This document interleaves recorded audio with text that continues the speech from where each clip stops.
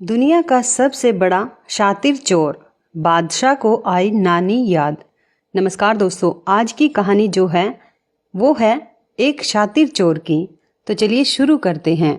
एक बनिए के 3 बेटे थे। एक बार जब बनिया बीमार पड़ा तो उसने तीनों लड़कों को बुलाकर पूछा कि तुम लोग क्या करना पसंद करोगे, किस तरह की जिंदगी बिताओगे। बड़े लड़के ने कहा कि वह दुकान से ही गुजारा कर लेगा। छोटा बोला कोई अच्छा सा व्यापार कर लूँगा। लल्लू जो कि सबसे छोटा था बोला मैं तो चोरी करूँगा। एक बार कहीं तगड़ा सा हाथ पड़ जाए तो वर्षों तक कुछ करने की जरूरत नहीं पड़ेगी। उसकी बात सुनकर बेचारा बनिया बहुत दुखी हुआ। बोला बेटा, चोरी करना आसान काम नहीं है। पकड़े गए तो मार मार कर भुर्ता बना दिया जाता है। उसके लिए अकल की बड़ी जरूरत होती है। तो इस पर लड़का बोला इतनी अकल तो मुझ में है, चाहे तो इम्तिहान ले सकते हो। बनिए ने कहा तो तुम्हें दिल्ली जाकर अकबर बादशाह का घोड़ा चुराना है, जिसे पिछले दिनों काबुल से मंगाया गया है। यदि 1 हफ्ते के अंदर तुम घोड़े को ले आए तो मुझे विश्वास हो जाएगा कि तुम्हारे में अकल की कमी नहीं है। अच्छा कहकर लड़का उसी वक्त दिल्ली की ओर चल पड़ा। दिल्ली पहुंचकर पाया कि शहर के चारों तरफ कड़ा पहरा है। वह बाहर सड़क पर रुक गया और सोचने लगा कि कैसे अंदर चला जाए। कुछ देर बाद उसने एक नाई को आते देखा। पास आने पर पूछा भाई कहाँ जा रहे हो। नाई ने बताया वो रोज हजामत करने शहर जाता है, यही उसका धंधा है। उसने पूछा तुम कौन हो। लड़का बोला कि मुझे जानी राम कहते हैं, मैं भी इस शहर में जाना चाहता हूँ। नाई ने बताया शहर के अंदर वही आदमी जा सकता है जो कुछ काम करता है, फालतू आदमी को शहर में नहीं घुसने दिया जाता। सुनकर जानी राम सोचने लगा कैसे शहर में घुसा जाए। नाई से वो बोला अच्छा भाई, मैं वापस ही लौट जाऊंगा, लेकिन मेरी हजामत तो बनाते जाओ। नाई ने उसकी बात मान ली। बोला बैठ जाओ।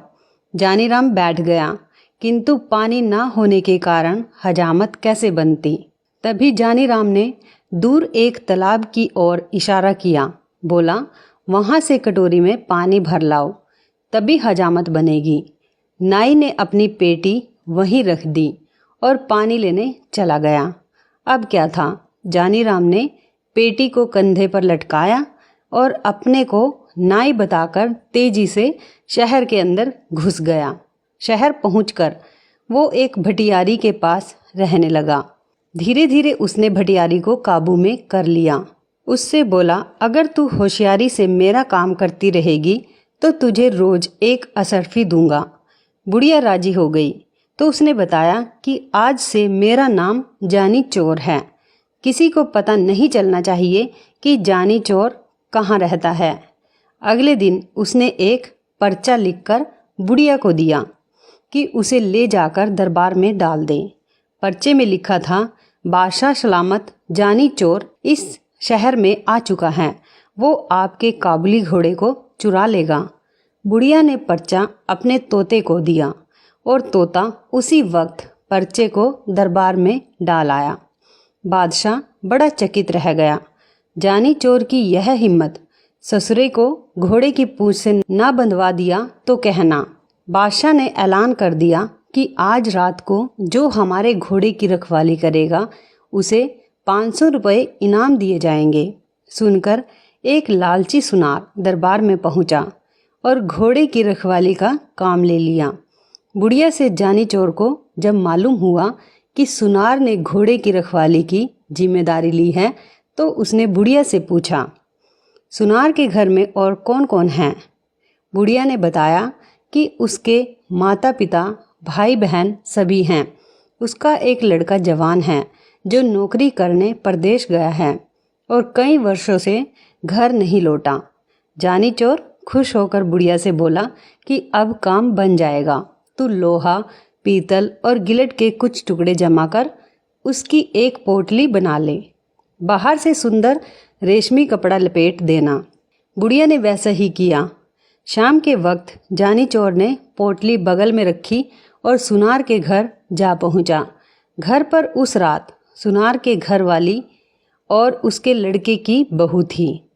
जानी चोर ने दरवाज़ा खटखटाया और माँ को पुकारा। सुनार की घर वाली बूढ़ी हो चुकी थी, आंखों से साफ साफ दिखता नहीं था। आवाज़ सुनते ही उठ बैठी, बहू को भी जगा दिया। अरे मेरा सुमेर आ गया, बहू उठ, देख तो इतने दिनों के बाद सुमेर लौटा है। बहू भी उठ खड़े हुई।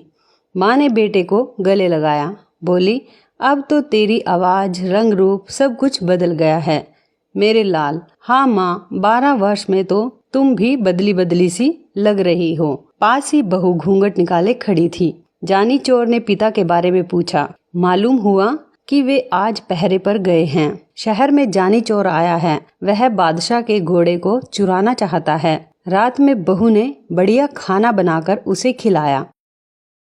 माँ अपने कमरे में सो गई। वह भी बहू के साथ कोठी पर जा पहुंचा। देर तक उन दोनों में बातचीत होती रही।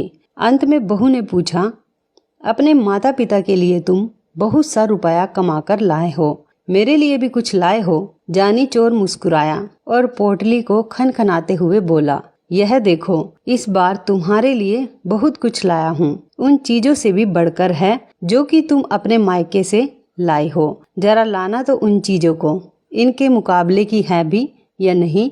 बहू बहुत प्रसन्न हुई, अपने सारे जेवर लाकर रख दिए। तभी उसे याद आया और बोली, अपना 9 लखा हार तो मैं लाई ही नहीं, वो दूसरे कोठे पर रखा है, उसे भी लेकर आती हूँ। कहकर वो दूसरे कोठे पर जा पहुँची। जानी चोर ने सोचा कि भगवान ने उसे अच्छा मौका दिया है, इसे खोना नहीं चाहिए। उसने संदूकची उठाई और 4 दीवारी से कूदकर चंपत हो गया। सारा गहना उसने भटियारी को सौंप दिया। अगले दिन घर लौटने पर जब सुनार को इस बात का पता चला तो उसकी बोलती बंद हो गई। कहाँ 500 रुपये के इनाम मिलने की खुशी थी और कहाँ हजारों की चपेट पड़ गई। उसने सोचा कि यह जानी चोर का ही काम है। वह रोता बिलखता बादशाह के दरबार में पहुंचा और अपनी कहानी सुनाई। सुनकर बादशाह को आश्चर्य हुआ। सोचने लगा, चोर ही नहीं, वो साथ साथ उस्ताद भी है। किस तरह उससे अपने घोड़े की रक्षा की जाए। दूसरे दिन फिर दरबार में चिट्ठी आई। इसमें भी घोड़े को चुराने की बात लिखी थी। चिट्ठी पढ़कर बादशाह ने घोड़े पर कड़ी निगरानी रखने को कहा। इनाम की राशि 500 रुपये से बढ़ाकर 1000 रुपये कर दी। इस बार घोड़े की रखवाली के लिए कोई तैयार नहीं हुआ। लोग सोचने लगे कहीं इनाम के चक्कर में घर का माल ना चला जाए, किंतु शहर के कोतवाल से ना रहा गया। वो मूंछों पर ताव देता हुआ बोला, अब उस बदमाश को मैं देखूंगा, पकड़कर बांध ना दिया तो कहना। जानी चोर ने भटियारी से फिर पता करवाया कि इस बार पहरे पर कोतवाल साहब आए हैं। उसने दुल्हन जैसे कपड़े पहन लिए और एक थाली में धूप बत्ती जलाकर मंदिर की ओर चल पड़ा। रास्ते में कुछ दूरी पर गुड़शाल पड़ती थी, जहां घोड़े पर सवार होकर कोतवाल साहब पहरा दे रहे थे। रात के समय एक सुंदर स्त्री को अपने पास से गुजरते हुए जब कोतवाल ने देखा तो रोक कर पूछा, इस आधी रात में किसकी पूजा करने आई हो? और घूंघट निकाल कर बोली, ठाकुर जी की पूजा करने आई हूँ। कोतवाल बोला, मैं भी तो ठाकुर हूँ। औरत हंसी के स्वर में बोली, हटो जी, क्यों मजाक करते हो? कोतवाल बोला, मजाक नहीं, सच कहता हूँ। तुम ठाकुर की पूजा करने चली हो, जबकि ठाकुर जी खुद तुम्हारी पूजा करना चाहता है। औरत बोली, अच्छा तो चलो, वहाँ मंदिर में चलकर पूजा करना। ठाकुर खुशी से उछल पड़ा और अपने घोड़े को साथ लेकर मंदिर में चला गया। उसने घोड़े को बाहर बांध दिया। हथकड़ी, बेड़ियाँ और बंदूक लेकर औरत के साथ मंदिर के आंगन में आ धमका। हथकड़ी बेड़ियों को देखकर स्त्री ने पूछा, ठाकुर जी ये सब क्या है? कोतवाल ने बड़े प्रेम से उसे समझाया कि ये डाकू के गहने हैं, मैं इन्हें पहनकर देखूंगी। यह कहकर स्त्री ने हथकड़ियाँ लेकर अपनी कलाई में डाली। उसकी कलाइयों से हथकड़ियाँ निकालते हुए कोतवाल बोला, ये तुम्हारे पहनने की चीज़ नहीं है, तुम्हारी कोमल कलाइयाँ इससे बल खा जाएंगी। स्त्री ने हट की, नहीं जी, मैं इन चीज़ों को पहनकर देखना चाहती हूँ कि कैसे पहनी जाती हैं। अच्छा, तुम रुक जाओ, मैं तुम्हें दिखाता हूँ उन्हें कैसे पहनाया जाता है। जैसे जैसे मैं बताता जाऊँ वैसे ही तुम मुझे बांधती जाना। कहकर उसने अपने हाथों में हथकड़ी और पैरों में बेड़ियाँ डलवा ली। फिर मुस्कुराता हुआ बोला, देख लिया किस तरह पहना जाता है, अब इन्हें खोल दो।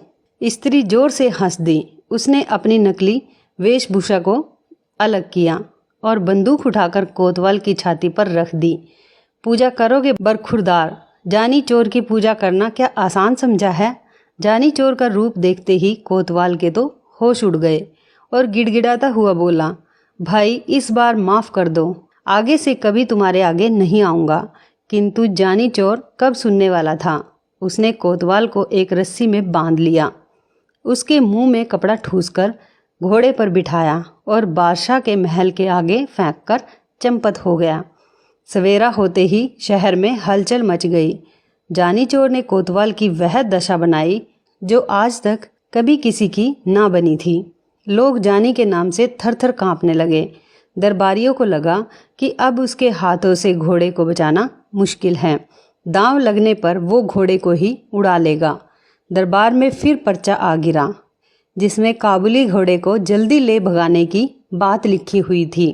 इस बार 5,000 रुपये इनाम रखने पर भी कोई रखवाली के लिए तैयार ना हुआ। बादशाह को बड़ी चिंता हुई कि किस तरह घोड़े की रक्षा की जाए और जानी चोर को जिंदा पकड़ा जाए।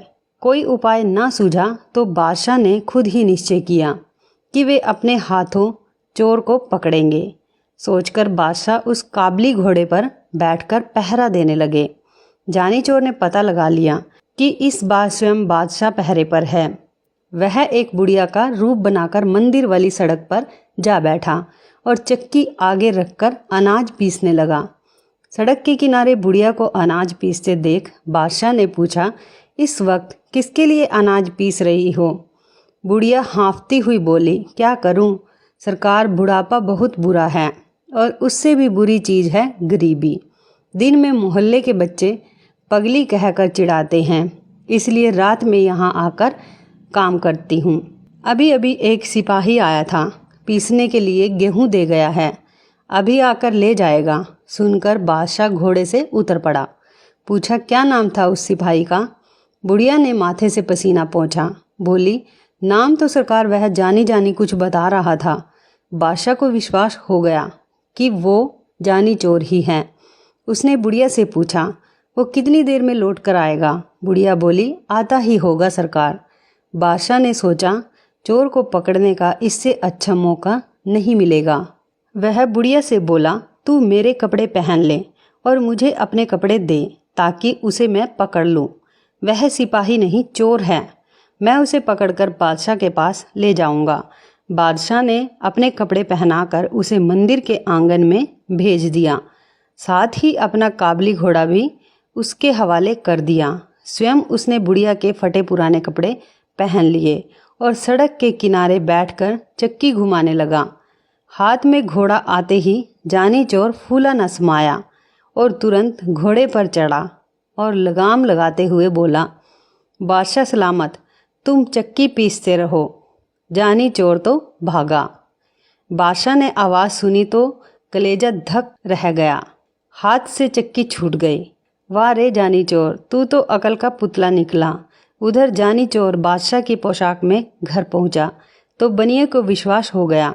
बोला, शाबाश बेटा, अब तू जरूर चोरी कर सकता है, किंतु याद रख, गरीब को कभी परेशान ना करना। ईमानदारी और मेहनत से कमाए गए धन पर डाका नहीं डालना और गरीबों की सहायता करने में पीछे नहीं रहना। अब जाकर बादशाह का घोड़ा वापस करा। सुनकर जानी चोर घोड़ा वापस करने निकल गया और बादशाह को घोड़ा वापस कर दिया। जानी चोर और उसके पिता की सारी बात जानकर बादशाह बहुत खुश हुआ। तब बादशाह ने जानी चोर को उसकी ईमानदारी और चालाकी के लिए इनाम भी दिया। तो दोस्तों, ये थी शातिर चोर की कहानी। आपको कैसी लगी ये कहानी आप कमेंट बॉक्स में ज़रूर बताएं। यदि आपको हमारी ये वीडियो अच्छी लगे तो आप हमारी इस वीडियो को लाइक शेयर ज़रूर करें, हमारे चैनल को भी सब्सक्राइब करें। और यदि आप हमें फेसबुक पर देख रहे हैं तो आप हमारे फेसबुक पेज को लाइक और फॉलो ज़रूर करें। तो दोस्तों फिर मिलते हैं ऐसे ही ज़बरदस्त टिप्स के साथ नई वीडियो में। तब तक के लिए धन्यवाद। आप सभी अपना ख्याल रखना। आपका दिन शुभ व मंगलमय हो।